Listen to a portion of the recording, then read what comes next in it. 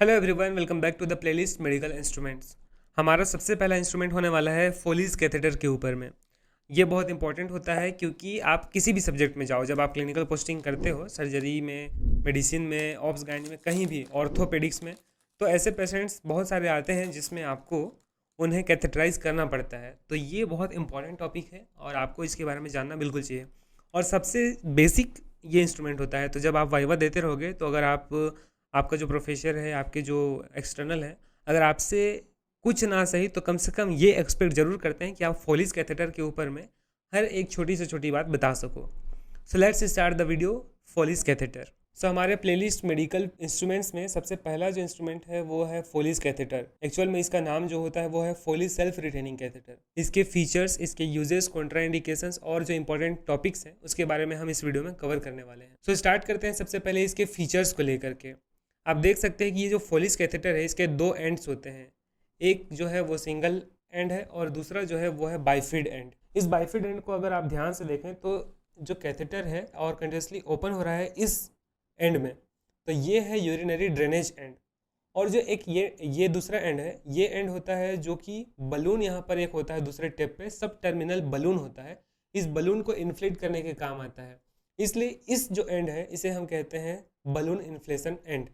जबकि जो ये एंड है इसे हम कहते हैं बलून इन्फ्लेटेड एंड। इस एंड पे आपको एक आई दिखेगा, एक ओपनिंग दिखेगा और इसके नीचे में ही जस्ट एक बलून होता है जिसे इन्फ्लेट किया जाता है। आपको समझना है कि ये जो कैथेटर है ये डबल ल्यूमेंट आते हैं, ट्रिपल ल्यूमेंट भी आते हैं। हमारे हाथ में जो ये कैथेटर है ये डबल ल्यूमेंट होता है। इस चीज़ को आप स्क्रीन पे अच्छे से समझ पाओगे। हमारे पास दो एंड होते हैं। सबसे पहला एंड जो है वो सब terminal balloon and I opening के लिए होता है। जो दूसरा एंड होता है वो बाइफिड एंड होता है, जिसमें सबसे पहला यूरिनरी ड्रेनेज के लिए होता है जो कि कंटिन्यूअस होता है, और एक अदर ल्यूमेन होता है, अदर ओपनिंग होता है, अदर टिप होता है जिसे हम बलून इन्फ्लेशन टिप भी कहते हैं। किस मटेरियल से बना हुआ है ये भी आपको इस टाइम पे इंक्लूड करना होता है, मेंशन करना होता है अपने वाइवा के टाइम पे। तो ये जो है ये पर्टिकुलरली दो मटेरियल से बना हुआ हो सकता है। सबसे पहला लेटेक्स से बना हुआ हो सकता है या तो सिलिकॉन से बना हुआ हो सकता है। इसका एक मॉडिफिकेशन भी आता है जो कि पोर्टेक्स से बना हुआ होता है।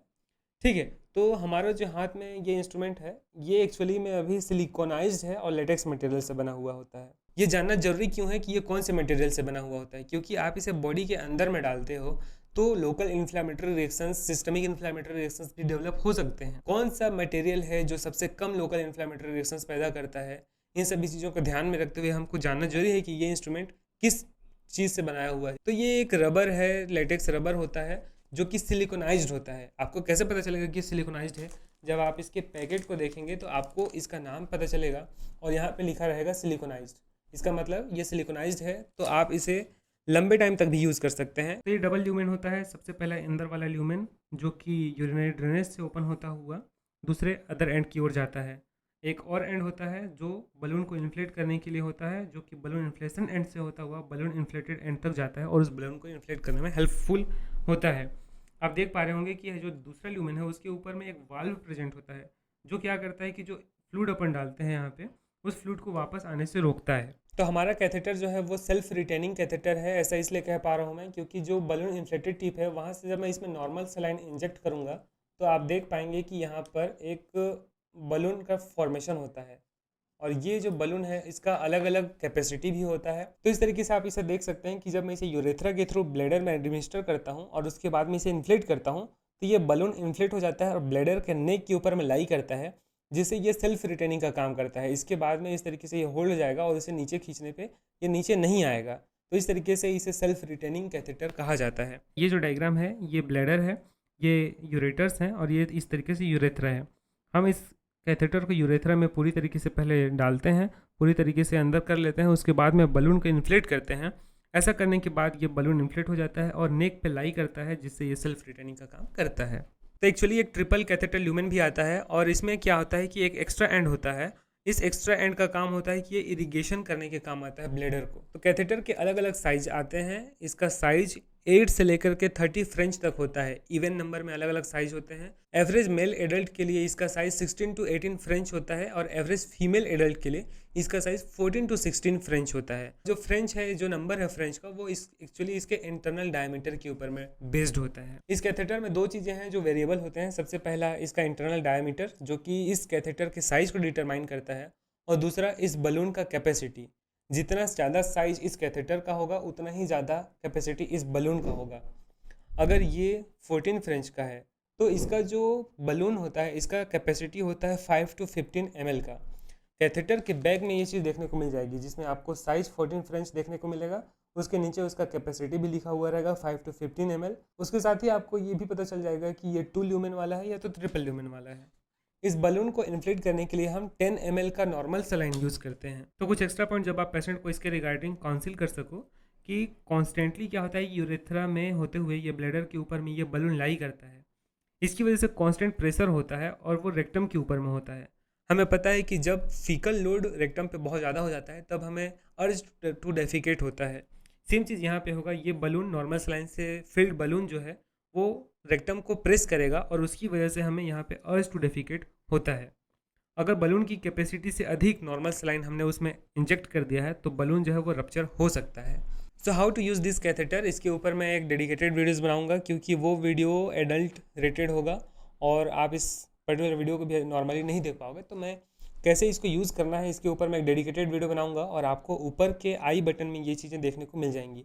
आप सीधा वहाँ से क्लिक करके उस वीडियो पर जा सकते हो। अगर आप इस वीडियो की केवल थ्योरी पर्पज़ के लिए देख रहे हो तो हाउ टू इंसर्ट फोलिस कैथेटर के ऊपर के कुछ स्टेप्स मैं आपको बता देना चाहूँगा। अगर हमारा पेशेंट मेल पेशेंट है तो प्रीप्यूज को रिट्रैक्ट करना है, उसके बाद में उसे यूरोबैग से कनेक्ट कर देना है।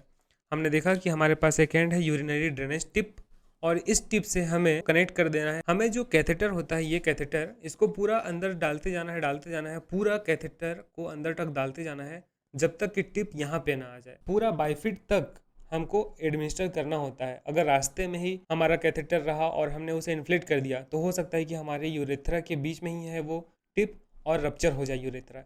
इसलिए इसे पूरा एडमिनिस्टर करना बहुत जरूरी है ताकि ये ब्लैडर के अंदर पहुंच जाए और हम जब इसे इन्फ्लेट करें तो ये ब्लैडर के अंदर इंडिपेंडेंटली इन्फ्लेट हो सके। इसके बाद हमें according to the capacity of the balloon के हिसाब से नॉर्मल सलाइन एडमिनिस्टर करना है।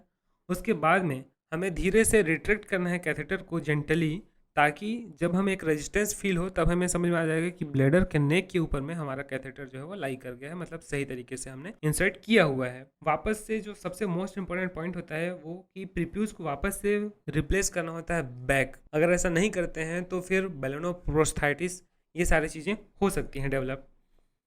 हाउ टू कन्फर्म कि हमारा जो कैथेटर है वो सही तरीके से लगा है, इसके लिए हमें urine should start coming out into the catheter. जैसे ही आप कैथेटर को एडमिनिस्टर करोगे और वो ब्लैडर के अंदर पहुंचेगा तब बिना किसी एफर्ट के जो यूरिन है वो आपको कैथेटर में दिखने लगेगा। ये कन्फर्मेशन होता है कि यस यूरिन जो है वो आने लगा है और हमारा कैथेटर सही जगह पे लगा हुआ है। एक बहुत इंपॉर्टेंट पॉइंट जो वाइवा में पूछा जाता है कि कब आपको चेंज करना चाहिए कैथेटर को। तो अगर आपका कैथेटर लेटेक्स मटेरियल से बना हुआ है तो आपको 1 से 2 वीक के बाद में उसे चेंज करना चाहिए। अगर वो सिलिकॉनाइज्ड है तो आप उसे 1 मंथ तक यूज़ कर सकते हैं। लेटेक्स मटेरियल क्या होता है कि लोकल इन्फ्लेमेटरी रिएक्शंस पैदा करता है। अगर ये सिलिकॉनाइज्ड है तो आप इसे लंबे टाइम तक यूज़ कर सकते हैं। तो हमारा कैथेटर जो मैंने आपको पहले दिखाया ये सिलिकॉनाइज्ड है, इसलिए आप इसे 1 महीने तक बिना किसी चेंजिंग के यूज़ कर सकते हैं। लेकिन आपको पता होना चाहिए कि एक ही कैथेटर को लॉन्ग टर्म यूज़ करने की वजह से जो मोस्ट कॉमन कॉम्प्लिकेशन होता है यूरिनरी ट्रैक्ट इन्फेक्शन। अब एक बहुत इंपॉर्टेंट क्वेश्चन जो कि वाइवा में पूछा जाता है कि हमारे कैथेटर के बलून इन्फ्लेशन के लिए हम नॉर्मल एयर को क्यों यूज़ नहीं करते, हमें फ्लूइड जैसे कि नॉर्मल सलाइन का यूज़ क्यों करना चाहिए। तो इसके 2 मेन कॉज हैं। सबसे पहला जो कॉज है, आप मान के चलो कि इसमें मैंने इसे एयर से अगर इन्फ्लेट किया हुआ है, हमारा ब्लैडर क्या है वाटर से फिल्ड एक सैक है, तो हमारा जो ये बलून है वो उसके ऊपर में फ्लोट करेगा। तो जो इसका आई है ओपनिंग है वो उस लेवल को टच ही नहीं कर पाएगा कि यूरिन उसके अंदर से आ सके, लेकिन इसकी वजह से इनएडिक्वेट ड्रेनेज ऑफ यूरिन होगा। दूसरा मेन कंप्लेंट होता है कि अगर हम इसकी कैपेसिटी को एक्ससीड करते हुए अगर ज़्यादा अमाउंट ऑफ नॉर्मल सलाइन या ज़्यादा अमाउंट ऑफ अगर एयर का यूज़ किया है, ज़्यादा अमाउंट ऑफ एयर डाल देते हैं तो ये क्या हो जाता है, रप्चर हो जाता है। इसका कॉमन कंसिक्वेंसेस होता है।